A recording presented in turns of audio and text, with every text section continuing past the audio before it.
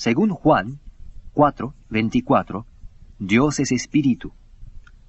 Ahora, si Dios es espíritu y quiere revelarse y manifestarse en el mundo de los sentidos, Él tendrá que materializarse de una manera u otra. Porque el espíritu no se puede ver, no se puede oler, no se puede gustar, no se puede tocar. El espíritu pertenece a la categoría espiritual. Dios es espíritu. Ahora bien, si Él va a revelarse, si esta revelación de Dios se va a manifestar por escrito de tal manera que el hombre la pueda entender, Dios va a tener que hacerlo con palabras. Palabras, P-A-L-A-B-R-A-S. Por eso Jesucristo se llama el Verbo, o la palabra. Él se llama el Logos. Jesucristo es la comunicación de Dios al hombre a nivel de los sentidos, con el fin de que los hombres de conocimiento por los sentidos puedan ser redimidos, puedan conocer y entender a Dios. Por eso dijo Jesús, el que me ha visto a mí, ha visto al Padre. Porque Jesús hacía la voluntad del Padre. Jesús era tangible. Uno no puede ver a Dios porque Dios es espíritu, pero uno sí podía ver a Jesucristo, quien era la revelación tangible de Dios. Por esta razón, Logos, la palabra, a Jesucristo también se le refiere como el Logos en la Biblia, y la palabra escrita también se llama el Logos, la palabra de Dios. En el Evangelio de Juan, en este gran Evangelio, en estos primeros versículos del primer capítulo, hay unas grandes verdades. Y recuerden que la integridad de la palabra de Dios es lo que está en juego. No las opiniones de los hombres, sino la palabra. Allí dice, en el principio era el Logos, la palabra. ¿Saben quién dice la gente que este fue? Ellos dicen que era Jesucristo. No puede ser. No puede ser porque en la Biblia dice que en el principio Dios. En Génesis 1:1. Eso es lo que dice. Eso es lo que quiere decir. Génesis 1:1 dice en el principio Dios. Eso es verdad. En Juan 1:1. Él estaba hablando acerca del principio. En el principio, ¿quién? Dios. En el principio era el Verbo, Logos. En el principio era Dios. Y el Verbo era con Dios. Y el Verbo era Dios. Fíjense que hay dos otros usos de la palabra verbo, Logos aquí. El versículo 2 dice, este era en el principio con Dios. Este era en el principio con Dios. Miren el cartel. Dios el Logos, la palabra. Génesis 1:1. En el principio Dios. Es que la palabra Logos significa ser declarado o dado a conocer. Es una palabra, así como cuando yo hablo una palabra, entonces ustedes me conocen. Conocen mi voluntad porque yo he hablado esa palabra. Por eso Dios se llama el Logos, porque Él es la palabra. Cristo es el Logos, la palabra de Dios en persona, mientras que la Biblia es el Logos por escrito. Ahí lo tienen. Cristo es la palabra en persona. La Biblia es la palabra escrita. La Biblia es tanto la palabra de Dios como Dios es la palabra, porque la palabra de Dios, la Biblia, declara a Dios, da a conocer a Dios, así como Jesucristo era la palabra. Es por esto que Jesucristo es llamado la palabra, el Logos, porque Él era la declaración de Dios al hombre a nivel de los sentidos. Uno podía ver a Jesucristo. Jesús nació. Dios no puede nacer. Dios es espíritu. Jesucristo nació en Belén, sí, en un establo, y lo acostaron en un pesebre. Dios era desde el principio, pero Dios estaba en Cristo reconciliando consigo al mundo. Por eso dice, en Juan, capítulo 1, versículo 1, en el principio era Dios, y el Verbo, Logos, la palabra. ¿Cuál palabra? La palabra escrita, que hoy en día llamamos la Biblia, esta palabra revelada, escrita. La palabra escrita era con Dios, y esta palabra escrita era Dios, lo mismo que Dios. Este verbo, esta palabra escrita, y este Jesucristo como la palabra, versículo 2, era en el principio con Dios. Las dos palabras con, en los versículos 1 y 2, son simplemente fantásticas, casi increíbles. Si cualquier otra palabra se usara en vez de esta palabra pros, para decir con, si se usara cualquier otra palabra en vez de esta, pros, su Biblia entera se derrumbaría, porque este uso de con La palabra con, cuando es la preposición pros, significa junto con, pero claramente independiente de. ¡Qué precisión semántica! ¿Qué les parece? En el principio Jesucristo estaba junto con Dios, y sin embargo, claramente independiente de Él. La palabra escrita, como la llamamos hoy en día, la palabra originalmente era con Dios, pero claramente independiente de Dios. Independiente de Él. Así se utiliza. Y esto es notable porque la enseñanza de que Jesucristo era Dios en el principio y de que Él estaba allí para darle comienzo a todo, no es lo que la palabra dice. La palabra dice que Él estaba con Dios, pero la palabra escrita también estaba con Él. ¿Cómo? Pues como ustedes y yo diríamos, como se dice comúnmente, en la mente de Dios, a causa de la presencia de Dios. Él sabía de la venida del Señor Jesucristo. Él sabía de los profetas a quienes les podría dar la palabra, y que ellos la escribirían y la hablarían con fidelidad.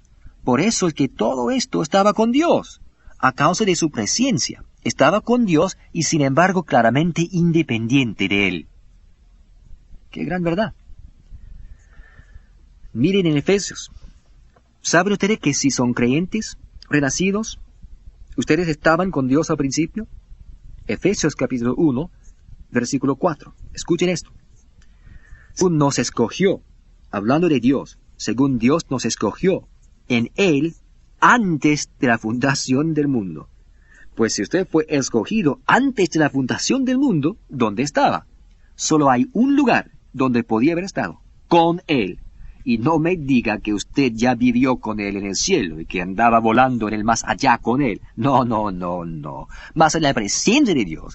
En su presencia, Dios sabía que algún día usted creería, que usted renacería del Espíritu de Dios. Él sabía esto antes que usted naciera. Por eso la palabra dice que Él le escogió en Él y que usted estaba en Él antes de la fundación del mundo. Así es. Esto es una gran verdad. Vayan a 2 Tesalonicenses. 2 Tesalonicenses. Aquí hay otra de esas maravillosas escrituras. Capítulo 2. 2 Tesalonicenses, capítulo 2, versículo 13 de este capítulo. De que Dios os haya escogido desde el principio para salvación, mediante la santificación por el Espíritu y la fe en la verdad. Dios desde el principio les escogió a ustedes. Pues si estábamos con Él desde el principio, y Él nos escogió en el principio, estábamos con Él desde el principio como Jesucristo estaba con Él, como la palabra escrita estaba con Él, pero claramente independiente de Él. A esto se debe que la palabra pros sea tan importante. Si se usara cualquier otra preposición para decir con, y sí existen otras preposiciones que se traducen con, pero si se usara cualquier otra en vez de pros, la Biblia entera se rompería en 1000 pedazos.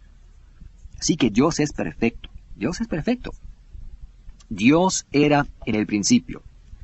Génesis 1:1 dice, en el principio Dios. Dios es perfecto. Pues si Dios es perfecto, entonces la palabra, el Logos, Jesucristo, la palabra declarada en persona sobre la tierra, Cristo, tiene que ser perfecto.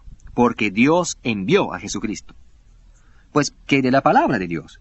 Si Dios es perfecto y Cristo es perfecto, y la palabra fue dada cuando los santos hombres de Dios hablaron siendo inspirados por el Espíritu Santo, entonces la palabra de Dios debe ser, ¿qué? Perfecta.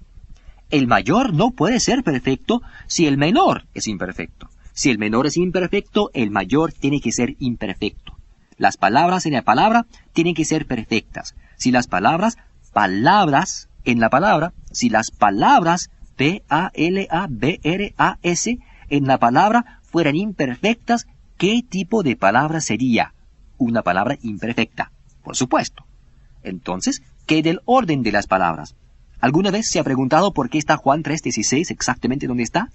¿Por qué está Gálatas 5:4 exactamente donde está? ¿Por qué está 1 Corintios 13 donde está? ¿Por qué está 1 Corintios 12 donde está? ¿Y el 14? ¿Saben por qué? Porque si estuviera en cualquier otro lugar, su Biblia entera se desmoronaría. Porque el orden de las palabras en la palabra tiene que ser perfecto. Si va a ser perfecta la palabra. No puede ser perfecto el mayor si el menor no es perfecto. Dios es perfecto. Así que Jesucristo es perfecto. Lo mismo la palabra. La palabra revelada de Dios es perfecta. La Biblia. Las palabras que componen la palabra tienen que ser perfectas. Por eso es que si hubieran empleado cualquier otra palabra en lugar de la preposición pros en Juan 1:1 y 2, la Biblia entera caería en pedazos, porque sería una utilización imperfecta de palabras. Es fantástico, ¿no?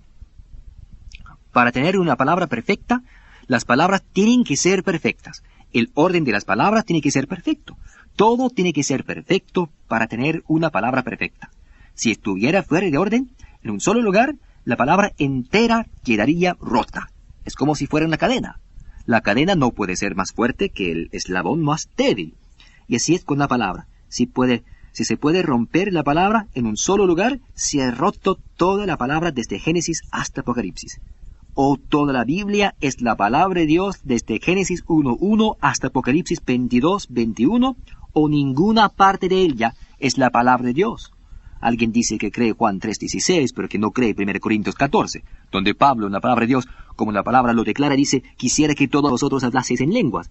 Si usted cree Juan 3:16 y desecha 1 Corintios 14, ¿saben qué? Quiere decir que yo puedo creer 1 Corintios 14 y desechar Juan 3:16. ¿Ahora qué nos queda? Nada. Las opiniones de los hombres solamente. O es la palabra de Dios, damas y caballeros, o no lo es. No puede ser ambas cosas. O lo es o no lo es. O todo es la palabra de Dios o no la es en absoluto. Así es. Toda ella o nada. Por eso es que Dios es perfecto. Dios es perfecto, Cristo es perfecto, la palabra es perfecta. Por eso la palabra dice lo que quiere decir y quiere decir lo que dice. Dios tiene un propósito para todo lo que dice, dónde lo dice, por qué lo dice, cómo lo dice, a quién se lo dice, cuándo lo dice. Y la palabra de Dios encaja en toda su extensión como un anillo al dedo. Y he dicho una y otra vez que la palabra funciona con una exactitud matemática y una precisión científica, así es. La palabra no está compuesta de leyendas, como enseña mucha gente. Esas son puras pamplinas. Exactamente. La palabra no está compuesta de falsificaciones y mentiras. ¿Saben qué? Si usted recibiera un cheque sin fondos, ¿qué haría con él? O trataría de obtener el dinero que el tipo le debe, si fuera posible, o simplemente tiraría el cheque a la basura. Lo mismo haría con la palabra de Dios. Si creyera que la palabra de Dios fuera un mito. Y yo creía eso en una época, y el Dr. Weber hace mucho tiempo también. Le habían enseñado eso, y él creía ese cuento, y tenía razones fabulosas para creerlo. Podía citarle a este teólogo o a aquel, pero ¿saben qué? Él no podía citar la precisión de la palabra de Dios. Hubo una época en su vida, y no lo creerían al oírle enseñar la palabra ahora, pero él nos cuenta que él ni creía las palabras Santa Biblia que aparecen en la cubierta. Es cierto. Él no creía en los milagros, él no creía en el nuevo nacimiento, no creía en la segunda venida.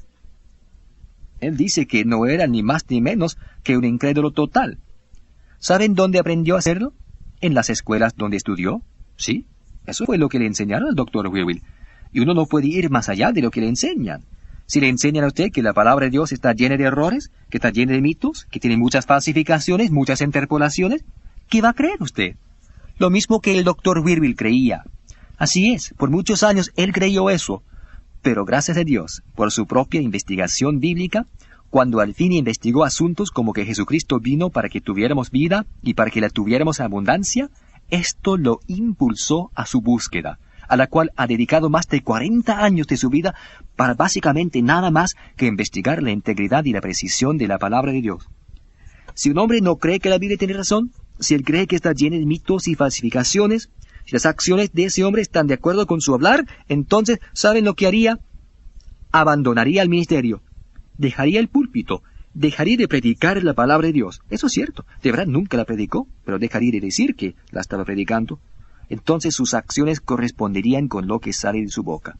El doctor dice, si yo creyera que la Biblia contiene falsificaciones y contradicciones, si yo creyera que contiene errores, si yo creyera que está llena de mitos, ¿saben lo que yo haría? Lo abandonaría todo. Claro que sí. Entonces sería honesto conmigo mismo, porque yo no creería. Y si usted no cree que la Biblia es la palabra de Dios, la única acción honesta que podría hacer sería abandonarla. Abandonarla. Entonces yo le podría respetar. pero siento muy poco respeto por un hombre que se presenta en el púlpito o como maestro y declara, este versículo me parece bien, pero ese es una interpolación, y ese es un mito. Sí, señor. Y nos quiere enseñar, por ejemplo, que los primeros capítulos del libro de Génesis son producto de 4 o 5 escritores diferentes. Linda enseñanza. Especialmente cuando la palabra de Dios declara que los santos hombres de Dios hablaron siendo inspirados por el Espíritu Santo y que la recibieron por revelación. Ahora, ¿a quién le van a creer?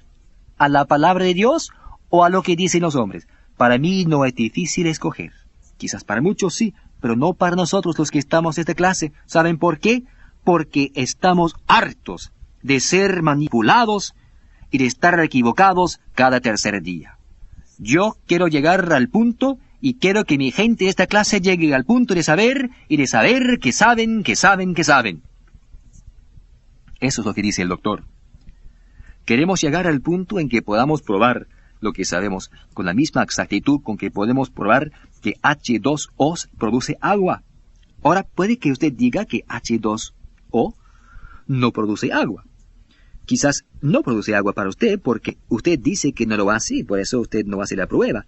Pero si usted mezcla 2 partes de hidrógeno con una parte de oxígeno, ¿sabe lo que resultará? No será sopa, ni mantequilla. Obtendrá agua. Bien. ¿Y qué hay de la palabra de Dios?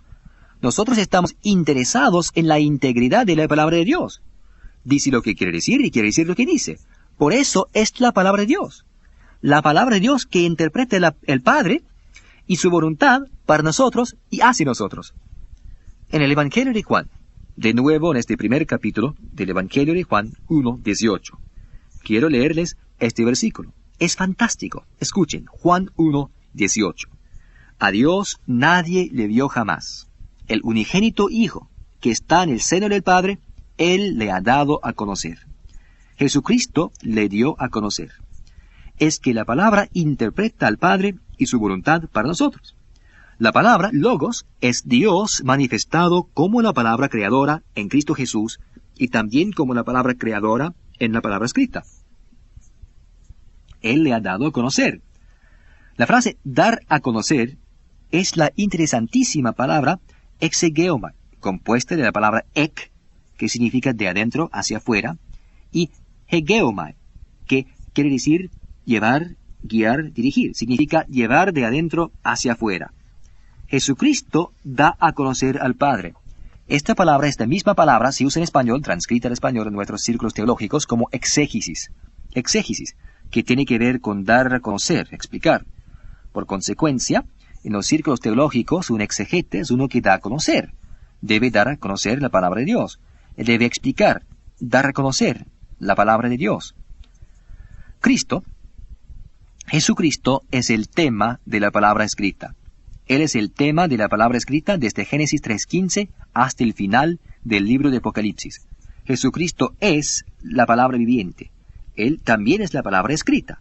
Y cada vez que la palabra de Dios se predica, es la palabra predicada la cual da a conocer a Cristo. Nuestra actitud para con la palabra de Dios, nuestra actitud para con esta palabra es lo que determina nuestra espiritualidad. Así es. La Biblia es la palabra viviente en acción. Para mí la Biblia es más que un libro común y corriente. Sí. Para mí la Biblia es más que Cervantes, o Platón, o Aristóteles, o la obra de cualquier otro filósofo o psicólogo, o lo que sea. La Biblia es más que un libro común y corriente. Es la palabra de Dios. Es la palabra de Dios. Son palabras limpias. Son palabras que Dios ha engrandecido sobre todas las cosas. ¿Saben por qué mucha gente no confía en la palabra de Dios? Porque no confían en sus propias palabras, eso es. El hombre sabe que no puede confiar en sus propias palabras, no confía en sus propias palabras, así que tiene la misma desconfianza hacia la palabra de Dios y dice, esto tampoco puede ser cierto. Él no puede ni confiar en sus propias palabras. Sí, es exactamente. ¿A cuántos hombres se les puede creer hoy en día? Si se les pudiera creer su palabra, no sería necesario escribirlo, y autorizarlo por notario, ante testigos. Pero como no se les puede creer, recurrimos a los contratos, y aún así no se puede estar seguro de ellos. En la India existe la costumbre que si uno puede confiar en alguien, si uno puede confiar en él, el trato se hace sin ningún contrato. Pero si no se puede confiar en él, entonces hay que escribirlo y autorizarlo por notario. Por ejemplo, usted habla con alguien y él le dice, estaré allí a las 7:30. Pero a las 7:30 no llega. Entonces quizás es que se le olvidó decirle el día que llegaría a las 7:30. ¿Quién sabe? No se puede confiar en su palabra. Y por eso la palabra del hombre no vale nada hoy en día. No se puede confiar en él. Y él cree que la palabra de Dios es como él y dice, pues tampoco se puede confiar en la palabra de Dios. No hemos recibido liberación hoy en día porque para nosotros la palabra no es verdadera. La palabra no vive, no es dinámica para nosotros. Y por eso la mayoría de las personas, hasta las mejores, no son más que lisiados espirituales, inválidos, que viven de la creencia de otros, que los demás crean y ellos contentos con seguirles. No son más que inválidos espirituales, que espiritualmente viven de otros. Y algunos se mantienen en esta posición tanto tiempo que llegan a pensar que Dios se ha equivocado y que la palabra de Dios es errónea y que ellos tienen razón. Mucha gente hoy en día prefiere estudiar y leer la literatura del momento más que la literatura de la eternidad, la palabra de Dios. ¿Por qué?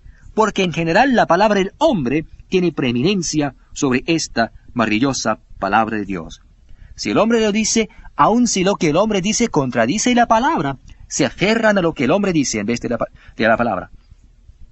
Por eso no hemos recibido liberación, porque la palabra del hombre tiene preeminencia sobre la palabra de Dios para la mayoría de la gente.